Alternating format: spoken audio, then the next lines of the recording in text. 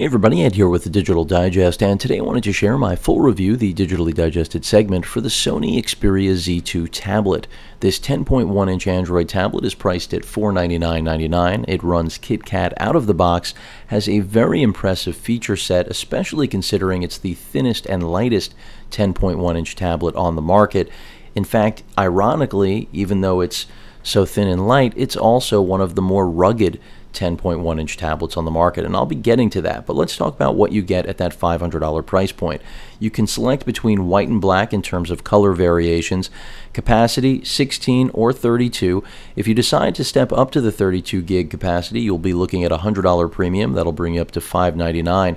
Keep in mind there is a micro SD card slot for storage expansion, and that can take you up to 128 gigs if you decide to pick up SanDisk's latest 128 gig card that I reviewed, or at least covered in the past, which is a great card, whether you want to use it in something like this, a smartphone, anything of course that supports it. Just an incredible amount of storage at a very affordable price, in my opinion.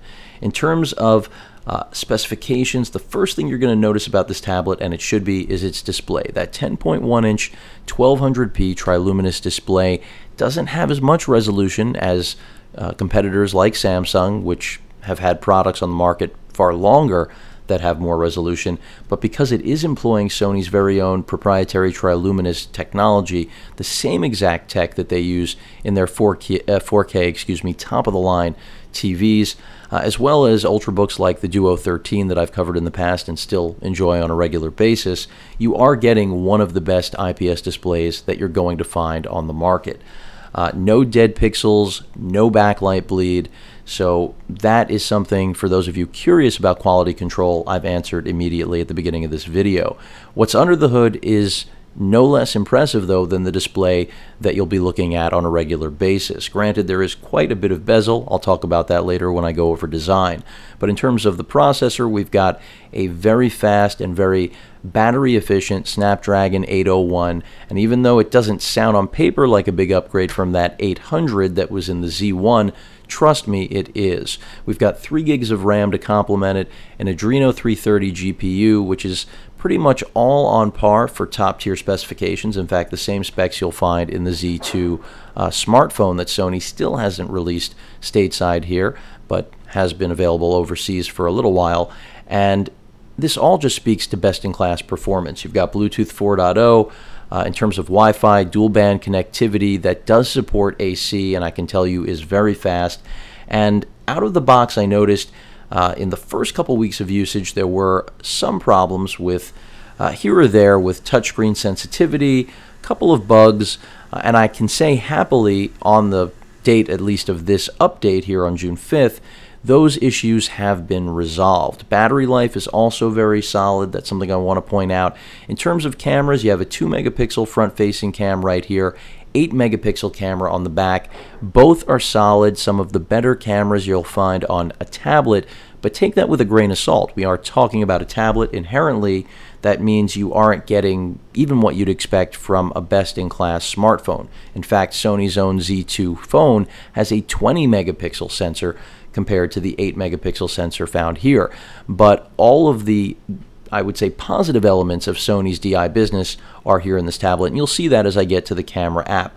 So let's talk about the software, since I've covered a lot of the hardware. I did leave out, we also have an infrared blaster. You can use this as an infrared remote control. That's nothing new for Sony tablets. In fact, they were the first one to really incorporate that into tablets, and then everyone followed suit.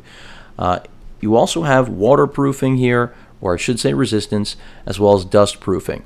And that IP rating will afford you the ability to submerge this tablet in up to 1.5 meters, which is up from last year's Z1's meter rating, for up to 30 minutes without destroying it, which is, in my opinion, not a necessary feature, but definitely a good one. And as I mentioned at the beginning of the video, the fact that this tablet is so thin and light, the last thing you'd expect is that it would be more rugged than anything else on the market. And that is what Sony is truly marketing here, is that you don't have to compromise the actual build quality in the basic achievement of this sort of form factor, which is incredible. I mean, they really haven't cut any corners here. A lot of people aren't going to be in love with the bezel, but I have to say it does give you somewhere to hold. We have front-facing speakers now, which while they aren't best in class, they aren't better than any, they aren't the best speakers on a tablet right now. They are some of the better speakers, I would say. They're much louder than the original Z1, so that is a definite improvement over last generation. Let's talk about software. Also, I did not mention we have NFC here, but whether or not that'll be relevant to all users is clearly a matter of personal use. In terms of software, Sony's gone pretty light with their skin. You can see I can quickly bring up right here quick access to customizing all of the home screens from a widget list, essentially, where you can go through all of the different widgets available to customize on any of the specific screens, home screens that you desire. You can also just jump back and also go through your apps. So you have this ability to really customize on the fly, and this is where Sony has put their own mark on Android in a way that just about every manufacturer does, unless you're looking at a Nexus device, and they've actually done a really nice job. Their overlay, their UI has matured in a way that, unlike Samsung, where they've gone feature crazy, and in some ways that's very good, other ways it bogs down devices. Here, I'm not going to say that everything runs flawlessly, because that's not really true even of a Nexus device, but certainly Nexus, lighter software, better overall performance, because sometimes less really is more. In this case, the overlay really doesn't hamper the device. A little bit here and there I'll notice things. As I mentioned, the latest over-the-air update really resolved everything that I was going to tell all of you about with regard to sensitivity and a couple of quirks that the tablet does have out of the box. But you can customize your actual backgrounds on the fly again, so they're kind of trying to give you a different way of experiencing Android, which is what Android has always been about. It's an open platform, do with it as you will, but boy, if you want to sell tablets or phones, you better do a really good job, especially since the industry has high standards at this level. I mean, the platform has matured quite a bit. So you can select also among different themes for the OS. This is reminiscent of it being a full-blown OS, Sony treating it like it is a computer. And when you use this tablet, you'll understand why. And I wish the one missing accessory that's a critical one, the keyboard case, was out already. And accessories are a weak point of this tablet. I'll be mentioning that through the course of this review, because that is an area Sony traditionally has been very good about, but somehow on this tablet, the boat has sailed. So basically, another thing I do want to point out before continuing with software, battery life. For those of you that have been watching, the percentage there in the upper right corner, keep in mind that we are at 100% brightness. I get these sort of questions all the time, mostly people from people who do not watch the entire video and comment on brightness and just haven't seen everything they need to. But it is at full brightness, so it is going to drain more quickly than if you were actually trying to optimize battery life. You're looking at somewhere around 8 hours, maybe 9, if you really work this tablet in terms of tweaking things. Out of the box, more like 7 to 8 without question. So that's something that you should know about battery life. But that's pretty good, considering that this is only a 6,000 milliamp battery in there. That is very impressive. That's something Sony, frankly, should have upped, didn't. That is one of the things I'll put on the list that I wish they had done here, besides adding 4K, even though that sounds like a novelty on the the rear 8 megapixel camera. Still, that's something where it would have been nice to have.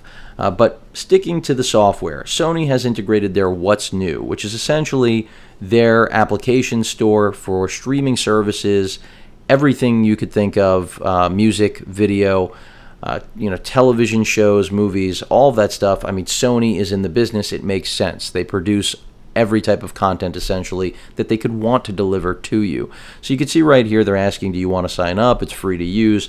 I'm just going to continue. And this is what the interface looks like. And by the way, even though I've been using this tablet for about a month now, I did completely reformat this for the, bring it back to factory reset, as I often do for this review. So you see what it's going to operate like right out of the box, not being hampered by updates from software or anything else, which would be real world performance, but that's different for every single user. So what's new, I don't really care about. It's a streaming service. Whether or not you'll ever use it is entirely a matter of personal preference. But Sony's forcing it on you. So with that said, what's new has been removed. But keep in mind, Sony's done this little thing in their overlay. They've integrated it into the home button. So when you long press the home button and you traditionally would expect only to see your Google Now prompt, you're now also getting a shortcut to what's new. And frankly, this isn't new.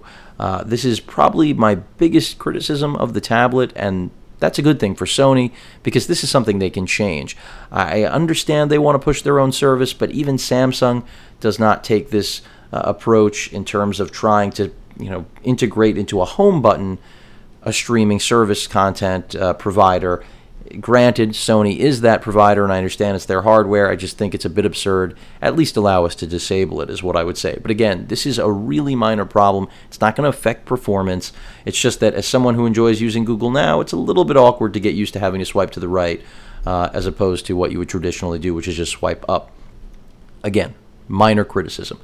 Overall, the software, Walkman software, great. I actually just got an update to it, and even though there's nothing in here because I just formatted, I can tell you right now, this is the nicest piece of software you're going to use on any tablet to listen to and enjoy your music collection. So for those of you that are audiophiles out there, this is going to satisfy you. Sony should have included some quality noise-canceling headphones to leverage the fidelity they've incorporated here. Unfortunately, they didn't, so not much to say there. Of course, they are also marketing their Music Unlimited service. And Sony's had that for many years now. Nothing new to those of you that are Sony tablet or phone users. In terms of their picture album, also straightforward. If you own any Sony cameras, this is going to look very familiar. Play memories built right in. And if you do have a Sony camera, this is going to be a good thing, not a bad thing. They're going to communicate seamlessly. Of course, you've got NFC here. For those of you that have cameras that have NFC on board, another nice convenience. The movie on board here is, again, just basically dealing with the actual streaming services. We're, again, defaulting to Sony doing what they want to do best, which is selling content. It does incorporate your own library as well, but clearly it's geared towards you purchasing that library and building it here rather than, let's say, necessarily everything coming from your camera and other devices. But it can, and that's why the store is integrated right here. But essentially, Sony's own movie player, PlayStation Mobile. This is something, I've got an update here because this was wiped. Basically, you have integration here, but if you're going to really game with this, in my opinion, you're probably going to use Android games with a controller, your DualShock, or you're going to want to actually utilize something through your PC. Try to maybe work around with the Shield and see if you can actually use this to game remotely using your home PC, of course, while you're on your home network. But here you can just see a list of PlayStation Mobile options that they're asking whether or not we want it built in or rather installed. I'm not getting into this because, again, this is not an important feature. Let's talk about the camera, because in my opinion, even though cameras on tablets are a bit ridiculous, I know there are many of you out there that love having this feature, and I know because I see you using it everywhere. And we all know that even if you yourself, like me, don't do it, you know someone that does, or at least see people on a regular basis that actually do. So first question, do we want to remember photo locations, because this will geotag them. The tablet does have GPS. I didn't mention that, but I guess that kind of goes without saying these days, unless you're buying such a budget device that they may actually chop it out. But anyway, moving away from that, here you can see simple, very simple controls. Still, video. It's that easy, much like on Sony's cameras. They like to have 2 dedicated buttons. They don't make you switch modes. You're going to get your still or video as quickly as possible by having that quick access. You then have access to the actual shooting mode. And this is going to be familiar to those of you, again, that are Sony DI customers, a lot of which are those of you that subscribe to me, obviously. We've got Superior Auto, which works relatively well. Manual, if you do want to take control of the camera. You can go with a background defocus, very popular among all mobile phones these days. Again, this is a mirror image for the most part of the Z2 smartphone, outside of the fact that we're missing 4K and that 20 megapixel sensor. In terms of, you also have the AR effect, creative effect, time shift burst, social live, which it basically just allows you to share, and sweep panorama. So these are some interesting added features, certainly welcomed in my opinion. Not as feature rich or as muddied, I would say, as what Samsung gives you, because they just throw a list of stuff in terms of settings and everything. Here it's a little bit more refined, and you can tell there's a DI company involved rather than a company trying to just hit or check off every box. Here we have access to our aspect ratio for still imaging, the self timer right there, smile shutter, preview, and burst with long press. So you can actually do burst mode on this, which is pretty cool, but again, I recommend using a real camera, even though I'm going over all of these features. Face registration, another thing I didn't really play with. In terms of video, you can see we have, again, the self timer, the smile shutter. This is 1080p at its highest quality, by the way.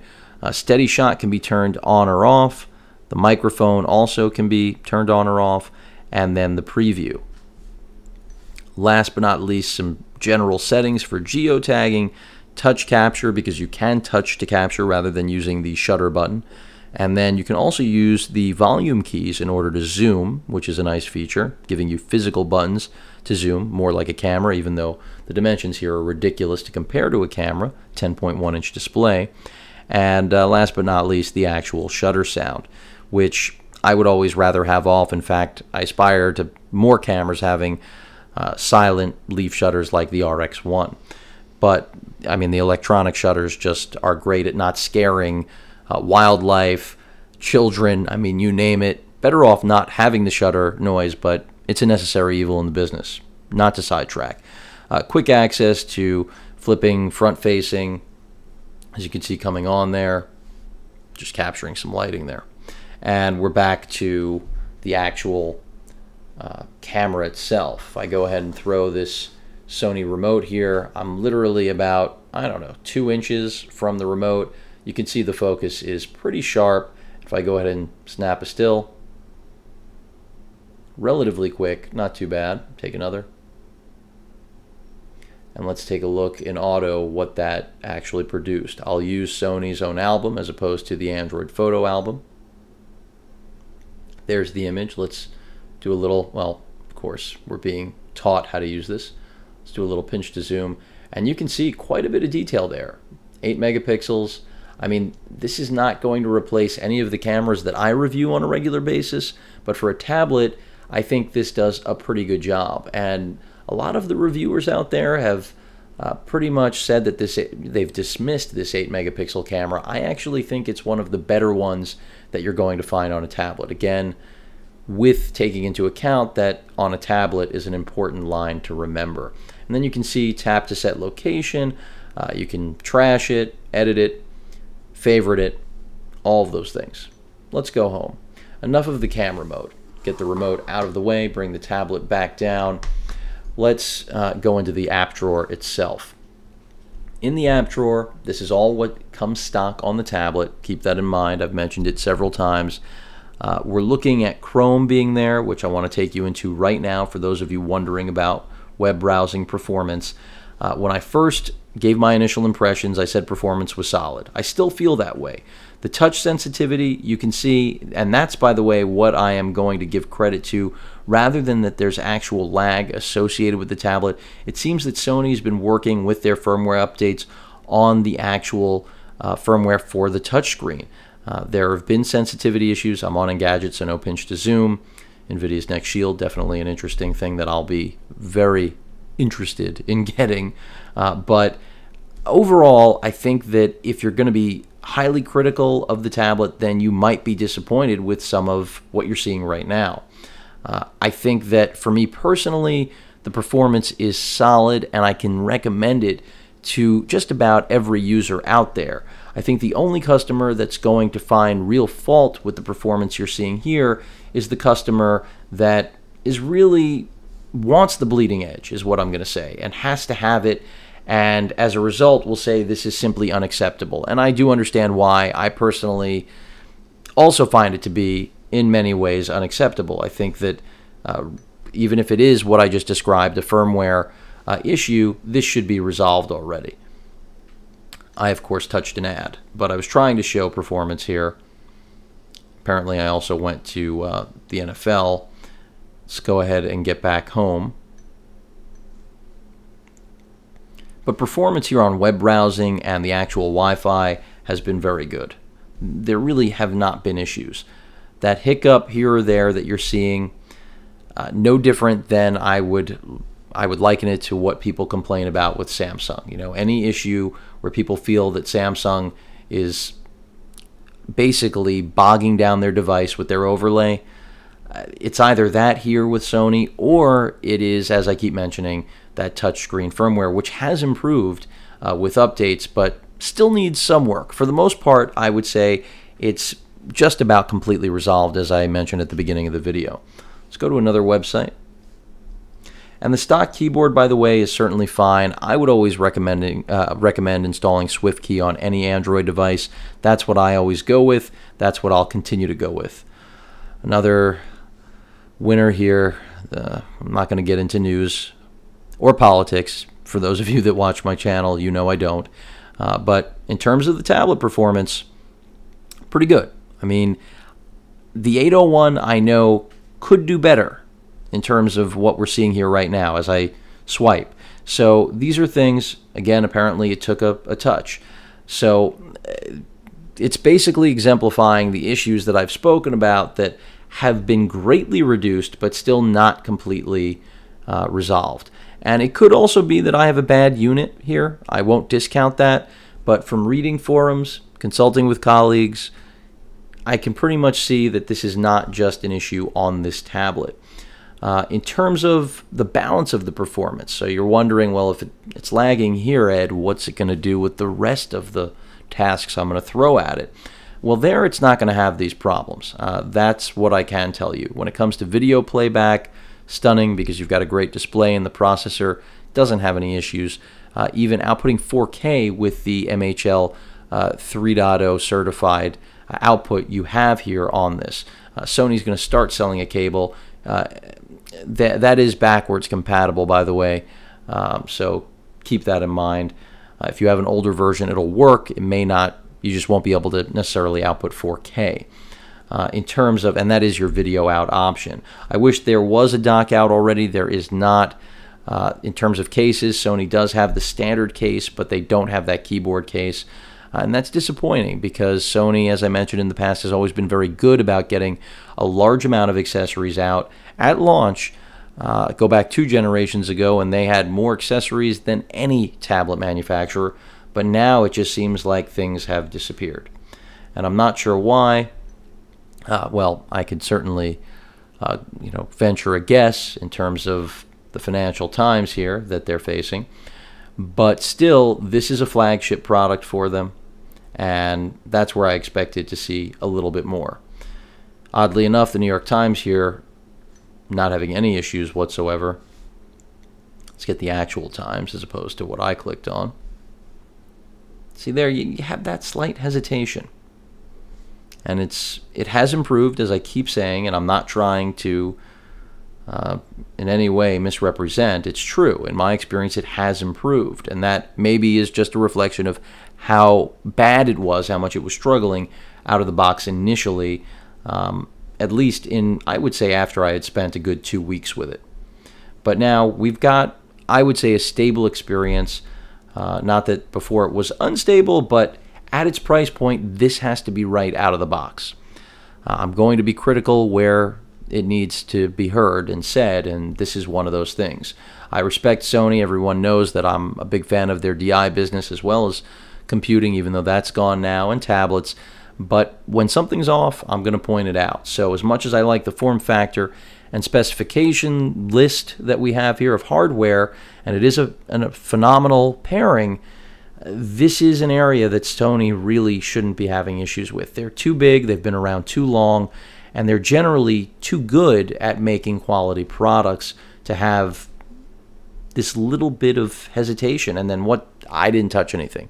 So this is the touchscreen issues that will arise. And I am intentionally trying to trigger these for those of you wondering. It isn't as bad as I'm making it look, but I need you to know this. I mean, anyone who goes out and picks this up for $500 and isn't going to have to try to be careful when using the device, and that sounds ridiculous already, they're going to encounter these things, the mistouches, and this isn't something you'll get from every tablet on the market.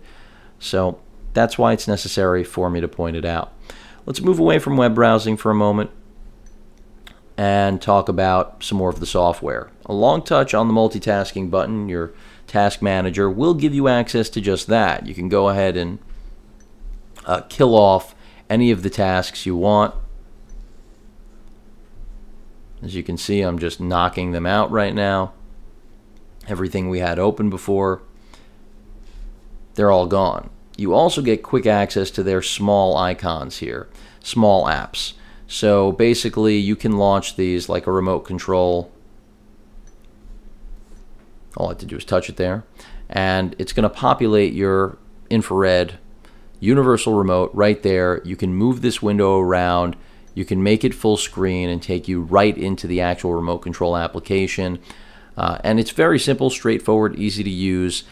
Much like it was on previous generations, you just add your device. You can see it'll ask for the device type, the manufacturer, the model number, and it'll set this all up and basically just give you the remote for your device.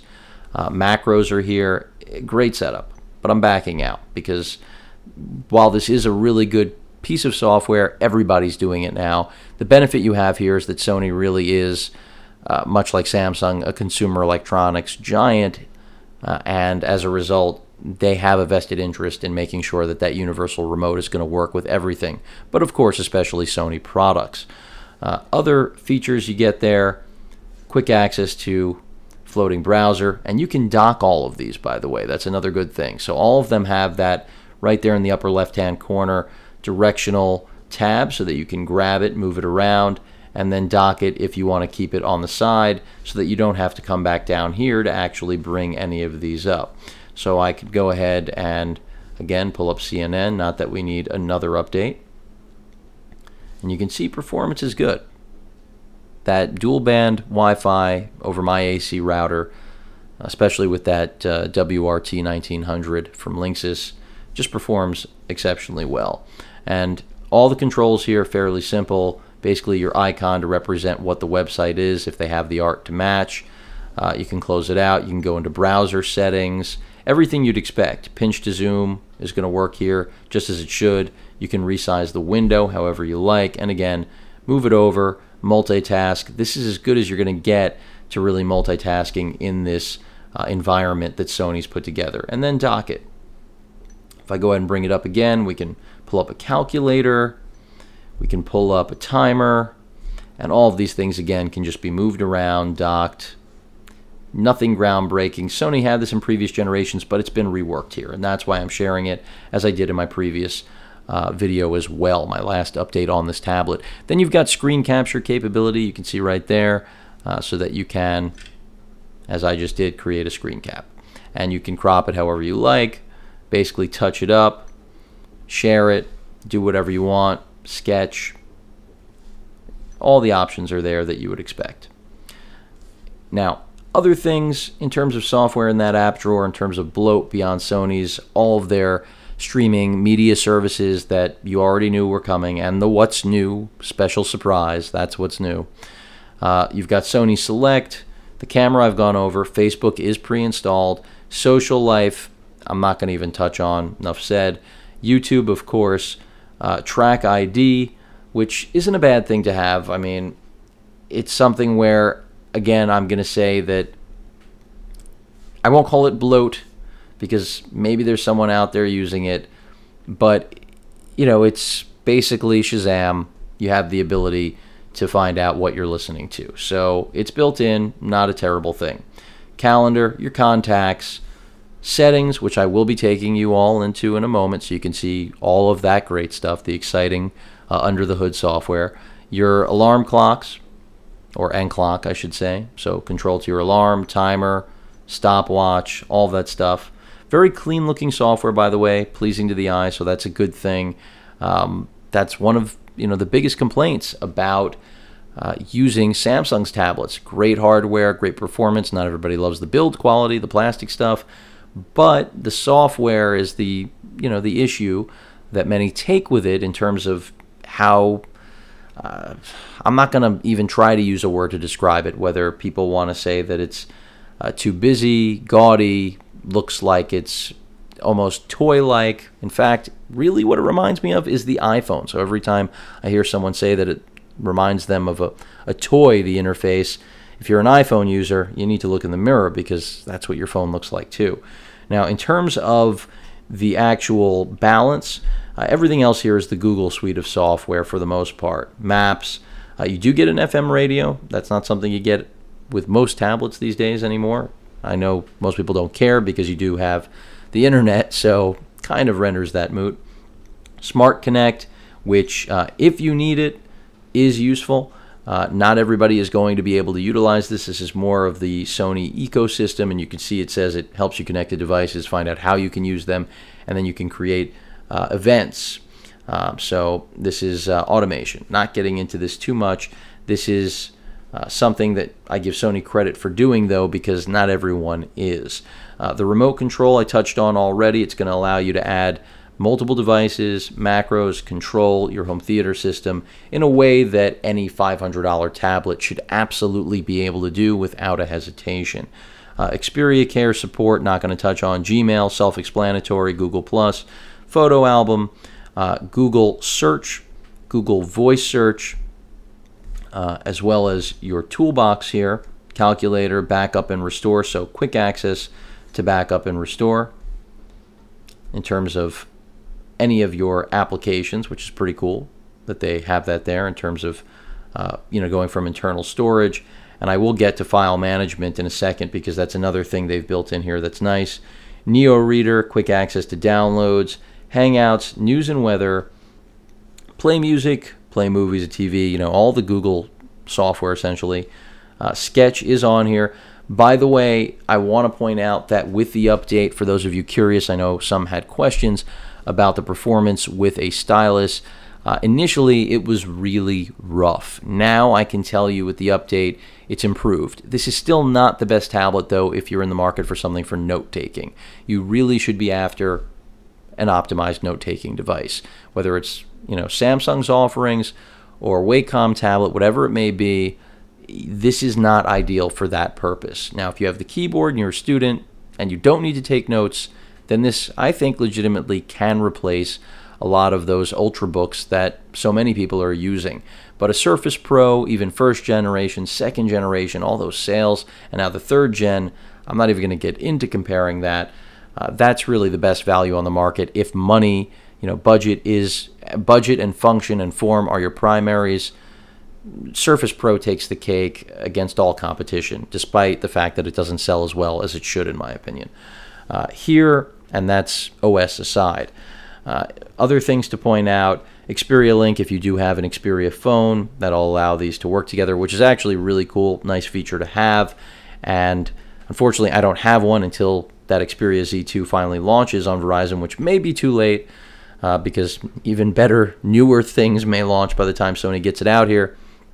That's a fear of mine right now. So even though they got the tablet out on time and got latest and greatest hardware here, for some reason the phone is just lagging behind. Pro Office Suite, and I'm skipping over PlayStation intentionally because really not necessarily everyone's going to use it, but it is a great thing to have PlayStation integrated here, especially for PlayStation fans like myself over the years who have literally grown up with it and enjoyed it as an adult as well.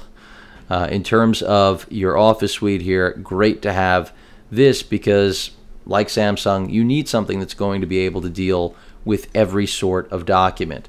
So right now, whether it's Windows, spreadsheet, PDF, presentation, quick access to your recent files, templates, this is Office Suite Pro. So It's included. It should be. Every Android tablet now needs to have it. I mean, Microsoft Office is on its way to Android just as it came to iOS. So it's a matter of time. Track ID TV, much like Track ID for the music, same idea. Cool feature. So basically it'll listen to the sound of your TV and track what you're watching and basically get program information. And then you can even tweet about it if that is the lifestyle you live. Wi-Fi checker, self-explanatory. But good to have it. I mean, these are things that a lot of tablets don't have. It's not necessary, but it's software I give Sony credit for to incorporating it. It's in their mobile outfit, and that's where this tablet comes from. Your update center, also really clean, nice looking. You can see devices up to date in terms of apps, updates, and the system itself. And I'll just refresh that right now just in case all of a sudden another one pushed, but no new OTA. In terms of the noises and the haptic feedback that the tablet makes, of course you can turn the noise off. The haptic feedback motor seems to be in this section of the tablet. It's relatively loud. I say that because sometimes I feel the haptic feedback, sometimes I don't. I really do like having the haptic feedback option. I would always rather have an option than not. Even for those of you that believe it eats battery and think it's worthless, it's not a bad thing for me personally. It's all a matter of preference. I like it. But I don't think they have the best haptic feedback, unfortunately. It's pretty strong, but sometimes I find it's not responding. Maybe it's another firmware issue. It doesn't happen that often, but enough that I had to mention it. Going on with more software, I mentioned the PlayStation app here, and you can see it's already going through the user agreement. It's just good to have. I mean, why would you not want PlayStation integration? How could Sony avoid this? It's literally their brand. You know, it's a breadwinner for them, so it makes complete sense that it's here. In terms of other software, we've also got the Play Games, the TV side view, which is going to give you programming side information when you're watching TV, essentially your guide, which is nice. Foursquare, Google settings, the Xperia Lounge, for those of you that want to actually hang out and talk about your Xperia products, forums, registration, your file commander. Now this is a key application that many users didn't realize was the key to unlocking the micro SD card slot storage expansion ability to write to the card, to the be able to write to the SD card and transfer files. This is where you do it. It's that simple. You copy them over and it works seamlessly. So for those of you wondering, this is what you need to do. I'm not going through a demo here, but essentially it's as easy as copying and pasting from that storage. Here you can see I only have internal storage. It also gives you access to remote. Had I had an SD card on here mounted, we would be able to access that as well. But that is an important file commander to have, in my opinion, because no root privilege necessary to use, which in KitKat now things are changing. Obviously Android, Google changing their stance, really trying to kill off the external storage capability with all of their Android driven products. Keep, not going to get into Twitter, basically everything else here irrelevant. I mean, LinkedIn even thrown in again to emphasize that this is a pro centric tablet in the same way Samsung was trying to stress that they have a Pro Series tablet as well. Home quickly takes us home, as it should. In terms of your notification system, you have the basically KitKat standard.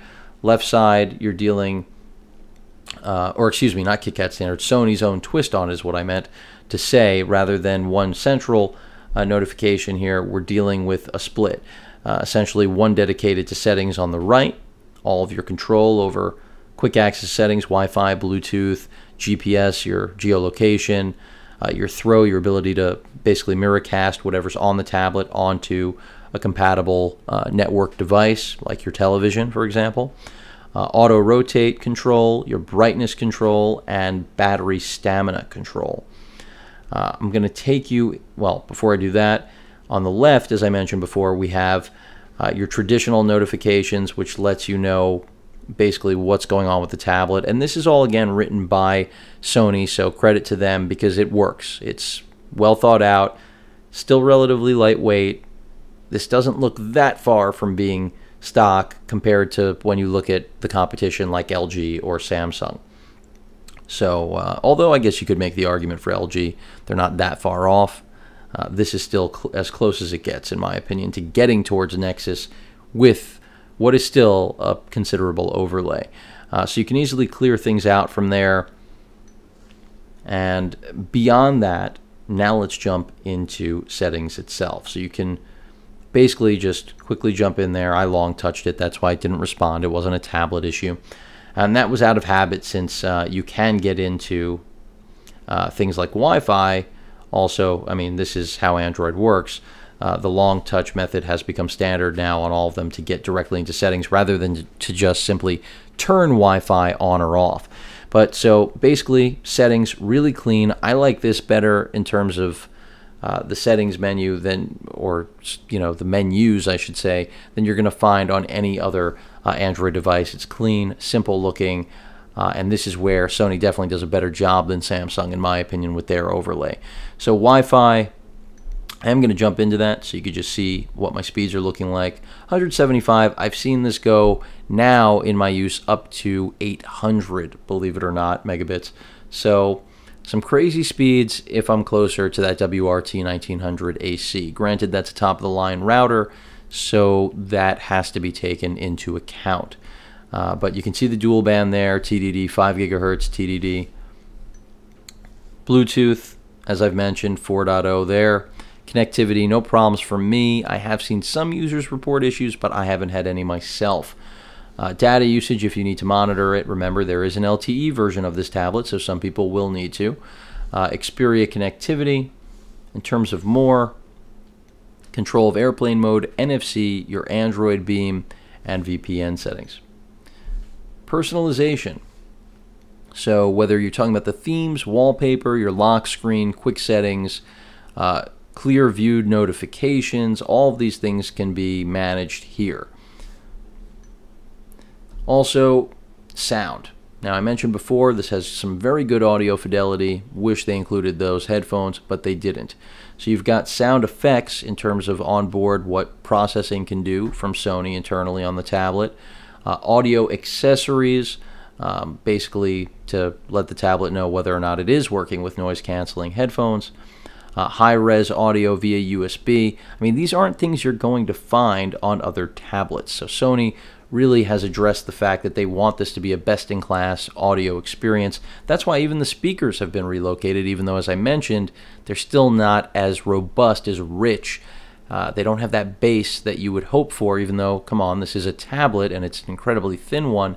They still are loud, they're just a little bit thin. Touch sounds, notification sounds, this is all standard fare. Let's jump back. Display. So we've got the X Reality engine for mobile, and that's a great thing because, again, that's an extension of their television business, and that's a very good thing considering Sony makes, in my opinion, some of the best TVs out there. Your brightness controls, you can adapt to lighting conditions. I recommend going with your own personal preference and seeing how you do with battery life. Your white balance you can actually control. This is something you're not going to see with a lot of tablets. Very cool. Photographers are going to love the ability to do that, especially since they have a micro SD card slot on here and they can review images and actually tweak them and take into account white balance. I mean, this is something that if you care about color accuracy, you've got a lot more than most displays on tablets are going to offer you from any manufacturer, despite, again, the lack of that extra resolution. Auto rotate, we know. Sleep time, 30 minutes is what I have set to just for this review. The smart backlight control, basically it'll keep the screen on when it detects that you've actually got the tablet in your hands. Daydream, essentially you can turn Daydream on so that basically it'll control what is going on with the device when it's docked and charging. That's why they call it daydreaming, because it's in a daydreaming mode. It's sitting there, it's idle, it's not being used. Your font size, this is nothing unique, everybody offers that. Tap to wake up, so this is becoming really popular. LG has made it so popular, I forgot I even turned it on already.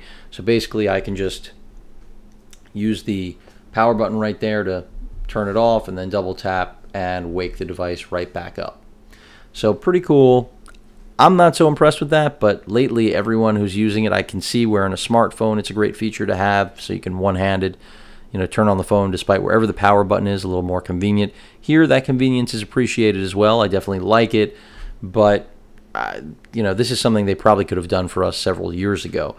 So LG, famous for it, Sony integrating it, third-party apps do it as well. So nice to have. I like it.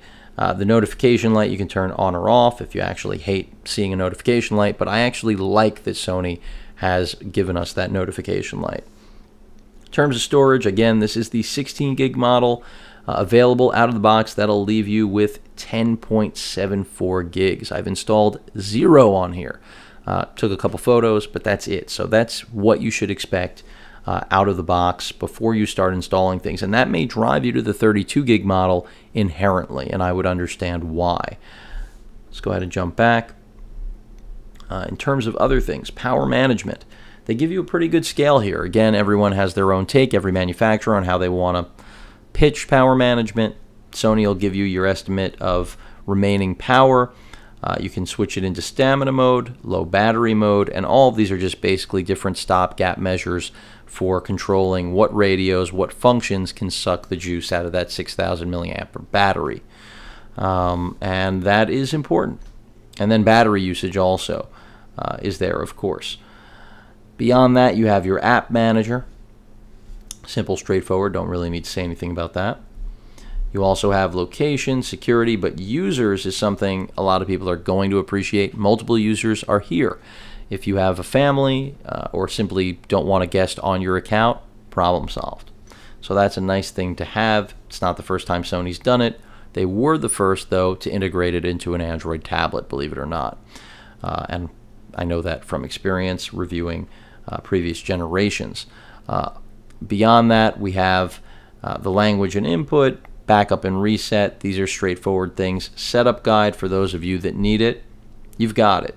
And this is the hand-holding every manufacturer is doing these days because they know a lot of people need it even for basic stuff like this. If it's your first time using an Android tablet like this, you're going to want to have something this simple to hold your hand beyond just the Google sign-in for Gmail to link up your account. So it's good that it's there. I should not have gone all the way out of settings, and I could have used the shortcut, mind you. It is there for a reason. Continuing on, auto sync is there for the accounts, so you have that master control in case you want to actually leverage that battery power saving capability that Sony's built in here. You can add more accounts as well. Date and time, fairly straightforward. Accessibility, also fairly straightforward. You're not going to find all of the stuff you do from Samsung necessarily, all of the gimmicks, the bells and whistles, because Sony's going just for making the best 10.1-inch tablet that they possibly can. Printing, it does support wireless printing out of the box. And then last but not least, the About tablet. So software update I already shared with all of you. You can see the build right here, April 28th version. The actual build number is 402. And that is the latest software, at least to my knowledge. And as I've mentioned, things are good, battery life is good. Is it a perfect device? No. Like any other, it has its quirks, it has its hiccups. In the same way, as I mentioned at the beginning, people will inherently complain about Samsung's Galaxy line being bogged down by software. Well, Sony suffers from a bit of that too. It may be firmware related still, maybe the actual software, even though those are almost the same thing. But either way, I can tell you right now, this is without question still one of the best 10.1-inch Android tablets on the market. But I've given you all of my personal reservations, critiques of where it does come up a little bit short. But where it does well, again, is just having great specifications, which with time and software updates can get better. Sony isn't synonymous with software updating, but this is an open device. It is unlocked. There is a little bit of development for it, so you aren't working with something that can't have life beyond Sony support. Just a quick walk around the actual tablet. You can see up there at the top, Right there we've got the infrared blaster, as well as access to our micro SD card slot right here on the left, and the charging port. So many of you know that because this has that waterproofing, it means everything has to be sealed. If these are not sealed, the waterproofing element is compromised, as is the dust proofing, because clearly they can get in through these ports. Charging time, by the way, is really slow. I haven't mentioned that, and that is a complaint. Here you can see the micro SD card slot for storage expansion, and also a dummy for the LTE capability, since, as I mentioned, there is an LTE model. Sony went with this silver finish around the bezel. It's nice. It gives it a premium look, even though the tablet is predominantly made of plastic. We've got right here our power button and volume rocker. Both are nice. No accidental presses. You have to really push this in order to get an accidental press, and that's exactly how I want a power button to be on a tablet, especially when it's side mounted. NFC contact point right there, 8 megapixel camera right above it, Sony branding in the middle, Xperia at the bottom. This back matte finish is nice. It definitely is mildly grippy, even though it doesn't have a texture to it. The downside is fingerprint magnet galore. I mean, this makes whatever you thought was a fingerprint magnet look like a walk in the park. Beyond that, totally clean around the tablet. We do have a charging port here at the bottom, or really a docking port, connection port for the tablet and, the keyboard case and dock, if and when those ever actually launch here stateside. And then in the left corner, we've got our 3.5mm headphone jack. And that pretty much rounds out what you're going to find on the body. The last thing I want to just show you is a quick video playback test, if I can do that. I'll jump into YouTube, even though I do not have an account logged in. We don't need to, clearly.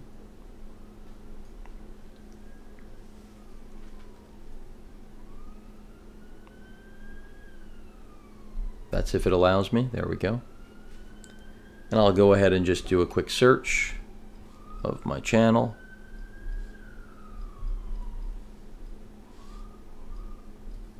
See where I filter out. I come in under the digital divide. I should.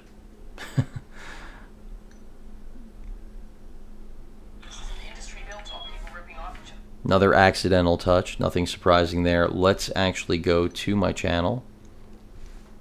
And I'm going to bring up a video sample. Again, another accidental there. Going to bring up a video sample. So let's take a look. How about some 4K? Even though this is not a 4K display, it should still look fantastic. Got to make sure that we are running HD though.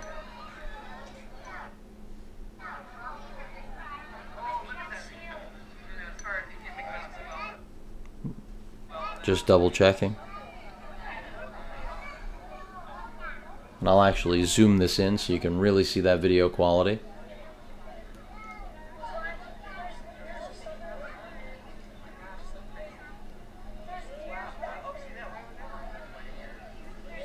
And make sure the audio is all the way up. Of course, my mic is directional, so you're not going to pick this up as well as you would in person, or had I gone stereo.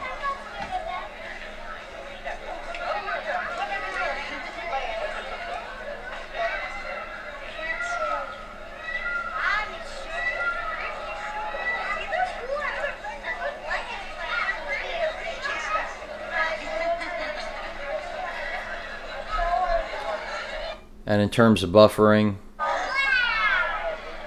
almost zero. I mean, the buffering is pretty much nil. I'll go back. And that's that AC dual band performance at its finest.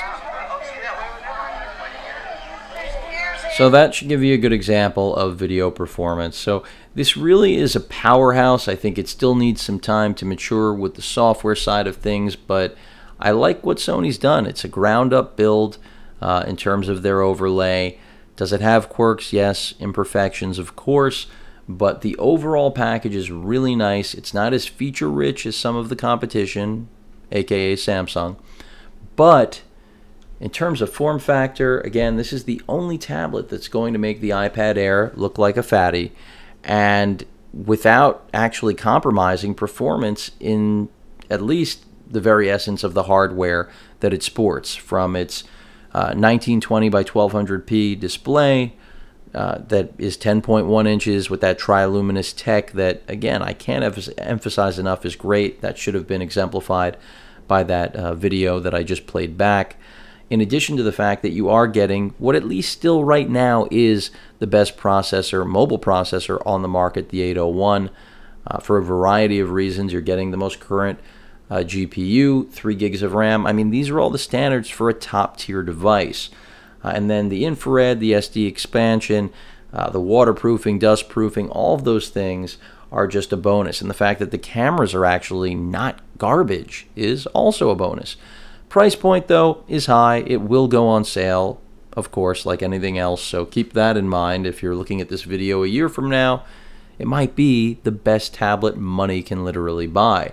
But right now, the only reservation I have on recommending this, even though I've given this tablet a lot of praise despite its quirks, is that really, again, even though the 801, the processor under the hood right now, is top of the line, in a couple of months, by the end of the summer, it won't be anymore. And even though that's inherent in the business, and it's all about, do you need it now? How much personal enjoyment, use, pleasure will you be missing out on by waiting for the next latest and greatest? You don't want to fall into that trap of always waiting, because then you don't end up with anything. And the only loser is you. But when I look at the market and I say, well, Sony actually came out with the 801 before anybody else, kudos. The problem is the 801 isn't the superstar everyone's been waiting for. So that's issue number one. Two is that even though I think the screen resolution is more than enough, because phones are already just about here and beyond with the now Quad HD like the LG G3 coming out, 2560 by 1600 res, or excuse me, 1440. Whatever they end up going with, anything that's going to be beyond this 1200p, even if it doesn't necessarily mean much to the consumer, is going to be a strike against this tablet. And it will leave some of you, even though it shouldn't, with buyer's remorse. So I have to prepare you for that as best I can by at least mentioning it. So while this tablet has everything a modern 2014 high-end slate should have, there are still a couple of things that aren't going to make it dated in the very near future, but at least are going to lose it, or at least, I should say, demote it from its top tier spot on the pyramid right now. It'll still be one of the best tablets on the market. It simply will be ousted, at least in terms of performance, by something else. If you want better battery life, more bleeding edge technology, and don't care about the form factor, waterproofing, or resistance and dust proofing that's here, then there will be better options, undoubtedly, and you should wait. So that's really my opinion. Great tablet, not such a great price point, but that's Apple's fault as far as I'm concerned. They set that bar for premium products, and that's what every other manufacturer has adhered to date. When they go all out and give you their best, you pay the price for it. The old adage of you get what you pay for. But of course, that's not true with every manufacturer, and that's why you've got to find the right one for you. So right now, confidently, I can say the Sony Xperia Z2 is right there alongside Samsung's Galaxy Note 10.1 2014 edition. The only problem is that tablet, the Samsung's been out a lot longer, has older hardware, granted does have a pen, but the fact that I can even put them in the same conversation isn't a compliment to the Sony, because Samsung's updates are right around the corner. But again, this is a great tablet. I personally would pick it over Samsung's just traditional Pro. If you're talking about the Note, it's another beast altogether in whatever size, the 10 or 12.2 that you want to go with. So if that's your comparison, it really comes down to whether or not you need the pen. If you need the pen, get a Note tablet. Do not go with something like this and try to compromise with a stylus. But anyway, that pretty much sums up everything that you could possibly need to know about performance, battery life, quality control. The build is solid. This is a great tablet, folks. Whether or not it's right for you, especially at its price point, is all going to be about how you plan to use it and how important that form factor and rugged build really is. Any questions or comments, please feel free to post them. And of course, as usual, please feel free to subscribe. Later.